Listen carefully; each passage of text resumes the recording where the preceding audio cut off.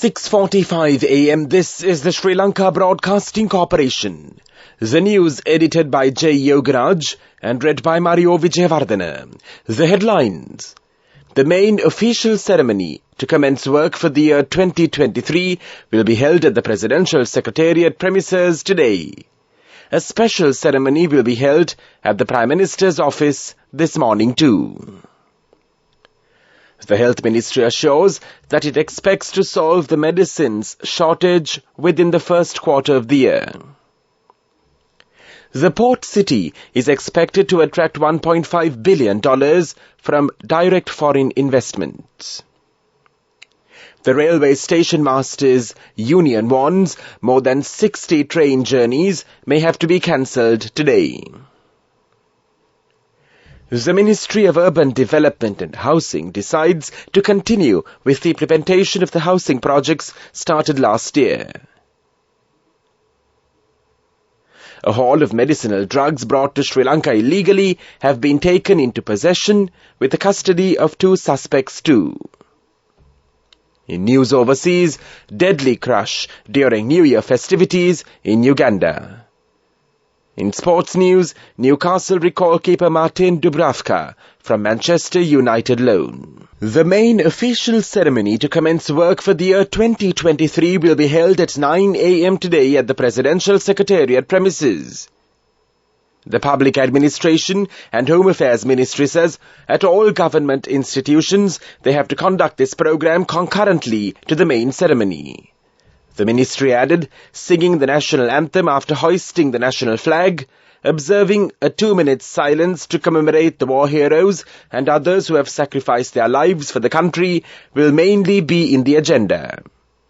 Thereafter, reading aloud the oath of public servants will be done before the respective heads of the institution. The ministry also said a brief motivational speech should be made on the requirement of committed contribution to the public service to achieve the government's policy and action plan. Meanwhile, another special ceremony to commence work for the year 2023 will be held at the Prime Minister's office at Flower Road today.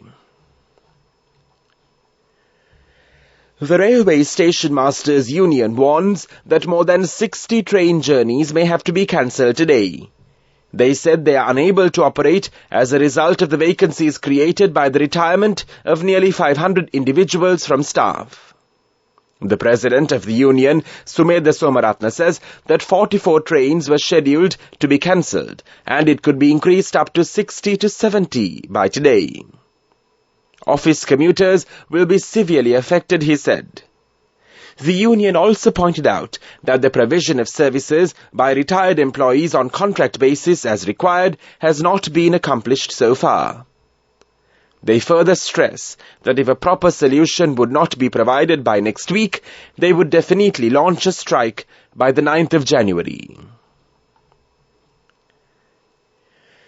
The Ministry of Urban Development and Housing decides to continue the implementation of the housing projects that were started last year.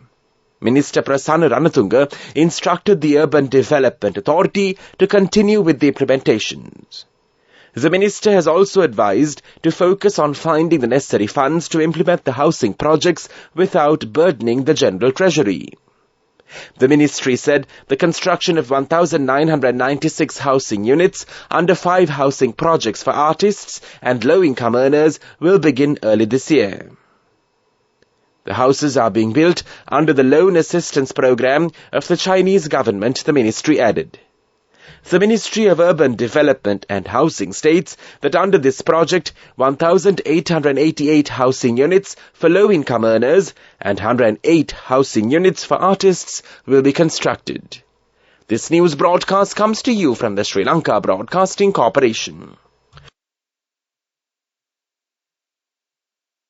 The port city is expected to attract $1.5 billion from direct foreign investments. 4 projects worth $953 million are being implemented at present. Another sum of $547 million will be invested for infrastructure development of the port city. The revised personal income tax rates will be charged from taxpayers with effect from the 1st of January in a bid to increase government income. According to the tax policy, those who earn a monthly income of 150,000 rupees and above will be taxed. However, those who earn less than 100,000 rupees a month will not be taxed. Accordingly, a tax of 3,500 rupees per month will be imposed on individuals with a monthly income of 150,000 rupees. Those who earn 200,000 rupees per month will be charged a monthly income tax of 10,000 rupees, while 21,000 rupees will be charged per month from an individual with a monthly income of 250,000 rupees. If the monthly income earned is 300,000 rupees, the income tax payable is 35,000 rupees. At the same time, 52,500 rupees will be taxed from those who are earning 350,000 rupees a month. Meanwhile, 70,500 rupees will be taxed for an individual with a monthly income of 400,000 rupees. The Health Ministry assures that it expects to solve the medicines shortage within the first quarter of the year. The process will be carried out with the support of the ADB and the Indian Credit Line. The Export Development Board says $10 billion were lost last year in the tourism sector due to the COVID-19 pandemic and other challenges. The economy of the world was severely affected due to COVID. However, the EDB expresses confidence that things will change favorably this year. A haul of medicinal drugs brought to Sri Lanka illegally have been taken into possession together with the custody of 2 suspects. The drugs were about to be distributed throughout the island, the police say. The National Medicines Regulatory Authority has received the information about the drugs and had taken immediate measures to raid the location. The authority said the worth of the haul of drugs is over 10 million rupees. The Chief Controller of Food and Drugs of the National Medicines Regulatory Authority, Amit Pereira, says the drugs had been imported from Turkey, India, Italy, and several other countries. Further investigations are being carried out, he added. That ends local news for now.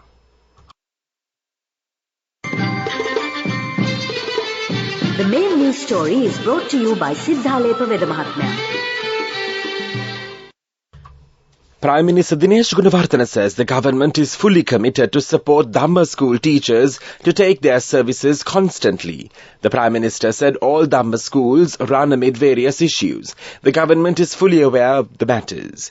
Prime Minister Dinesh Gunawardena made these remarks at a function held to tribute the Dhamma school teachers at the Narayanpeta Abhayarama temple yesterday. The Prime Minister also said both the Mahasangha and the Dhamma education have helped the country to maintain Buddhism in the country. The main news story was brought to you by Siddhalepa Vedamahatmya. Brush your teeth twice a day for healthy teeth and gums. Supiriviki and Kakulu, your trusted brands in oral care for many years. Supiriviki Ayurvedic toothpaste for adults. Kakulu Ayurvedic toothpaste for kids. 9 Ayurvedic ingredients of Supiriviki will protect your teeth and strengthen your gums. Supiriviki and Kakulu, products from Siddhalepa. And now in Watchlight, the National Water Supply and Drainage Board says a large number of consumers are not paying their water bills on time. The Water Board says the amount of money defaulted is estimated to be approximately 100 million rupees. The board added among the bill defaulters are some powerful politicians, VIPs, government institutions, leading private firms and religious places. The Additional General Manager of Recoveries of the board, Veera Singh Ekanayaka, says the supply connection of some of these water bill defaulters, whose water bills exceed 500,000 rupees, has already been disconnected. He added that legal documents have already been submitted to the AG's department to sue more than 2,000 bill defaulters. World News, brought to you by courtesy of We give you the strength to rise higher and higher. Never step back, but always march forward. Empowering you to reach greater heights. People's Leasing, the trusted leader. In world news headlines, Grammy-winning singer Anita Pointer dies aged 74. Deadly crush during New Year festivities in Uganda. Ukraine war, Putin should face trial this year, says top lawyer. Anita Pointer from the Grammy-winning Pointer Sisters has died aged 74, her publicist has announced. She died surrounded by her family at a Beverly Hills home in California. Her family said they were deeply saddened by her passing. Quote, "Heaven is a more loving, beautiful place with Anita there," unquote, they said in a statement. The second oldest of the four sisters, Miss Pointer and her siblings rose to fame with hits including Jump, For My Love and Fire. At least 9 people have died in a crowd crush during New Year festivities in the Ugandan capital, Kampala. A number of children were killed in the incident, which unfolded at a shopping centre that hosted a fireworks display. One eyewitness explained that people, including his friend, suffocated after getting caught between crowds that were moving in opposing directions. Russian President Vladimir Putin should go on trial in Ukraine this year for war crimes committed there, says the man who led the prosecution of former Serbian leader Slobodan Milosevic. Sir Jeffrey Nice told the BBC Mr. Putin was a guilty man for attacks on civilian targets during the war. The British barrister expressed his surprise that prosecutors and politicians were not spelling this out much more freely and openly. Russia denies committing war crimes. And now the main points of the world news segment once again. Grammy-winning singer Anita Pointer dies aged 74. Deadly crush during New Year festivities in Uganda. Ukraine war, Putin should face trial this year, says top lawyer. World News. Brought to you by courtesy of... Amidst all challenges, we will rally around you and advance. In the face of hardships, let's stand strong together. Empowering you to reach greater heights. People's Leasing, the trusted leader. Development News. The United States has announced more than $240 million in new assistance to Sri Lanka in 2022 alone, the U.S. Ambassador to Sri Lanka, Julie Chang, said. She tweeted that new assistance supports basic food security and addresses the needs of the most vulnerable communities, including funding for school lunches, fertilizer for smallholder farmers, and cash assistance for new and expectant ladies. Let us turn this difficult time that we are facing now to a positive opportunity. We must rise up as a nation in 2023. NSB will extend its fullest support for you to rise with confidence. NSB, the safest place for you. Business News. Sponsored by National Savings Bank. The safest place for your money.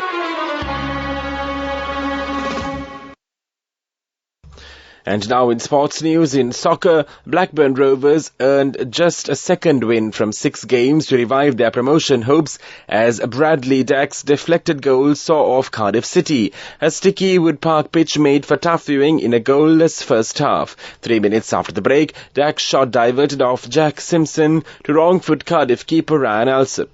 Meanwhile, Newcastle United have recalled goalkeeper Martin Dubravka from his loan spell at Manchester United. The Slovakia international moved to Old Trafford in September on a season-long deal with an option to make the move permanent. But the 33-year-old made just 2 appearances under manager Erik ten Hag, both in the Carabao Cup. And now in business news. Dialogues Axiata Group, the first telecommunications service provider in the South Asian region to demonstrate 5G capabilities in 2018, announced the successful testing of mmWave 5G for the first time in South Asia through its fully owned subsidiary Dialog Broadband Networks Private Limited. Dialog achieved 5G download speeds greater than 4 Gbps on non-standalone NSA mode using mmWave, attaining significantly higher throughout than current standards. Business News. Sponsored by National Savings Bank. Let us turn this difficult time that we are facing now to a positive opportunity. We must rise up as a nation in 2023. NSB will extend its fullest support for you to rise with confidence. NSB, the safest place for you. The Asian Development Bank has lowered its economic growth forecast for developing Asia and the Pacific amid a worsened global outlook. The region's economy will grow 4.2% this year and 4.6% next year, the ADB said in a regular supplement to the Asian Development Outlook ADO 2022 released today. The ADB estimated in September that the economy would grow 4.3% in 2022 and 4.9% in 2023. Monetary policy tightening by central banks globally and in the region, the protracted Russian invasion of Ukraine and recurring lockdowns in the People's Republic of China are slowing down developing Asia's recovery from the COVID-19 pandemic. Weather report. The Met Department says mainly fair weather will prevail over the island. Cold weather can be expected early in the morning. This weather report was issued at 5:30 a.m. Further details could be obtained by visiting the official website of the department. Meanwhile, the international weather forecast website AccuWeather.com reports that the day's weather will be bright with occasional showers. Today's daytime temperature will be around 27 degrees Celsius. There will be light showers in many places in the Colombo district in the night. Tonight's temperature will be around 26 degrees Celsius and there will be scattered showers in select spots late in the night. The ground temperature would be 26 degrees Celsius at the time of this news broadcast. The air quality index AQI is 34. The air quality is generally acceptable for most individuals. However, sensitive groups may experience minor to moderate symptoms from long-term exposure. That was the weather report, and now the headlines of this news broadcast once again. The main official ceremony to commence work for the year 2023 will be held at the Presidential Secretariat premises today. A special ceremony will be held at the Prime Minister's office this morning too. The Health Ministry assures that it expects to solve the medicines shortage within the first quarter of the year. The port city is expected to attract $1.5 billion from direct foreign investments. The Railway Station Masters Union warns more than 60 train journeys may have to be cancelled today.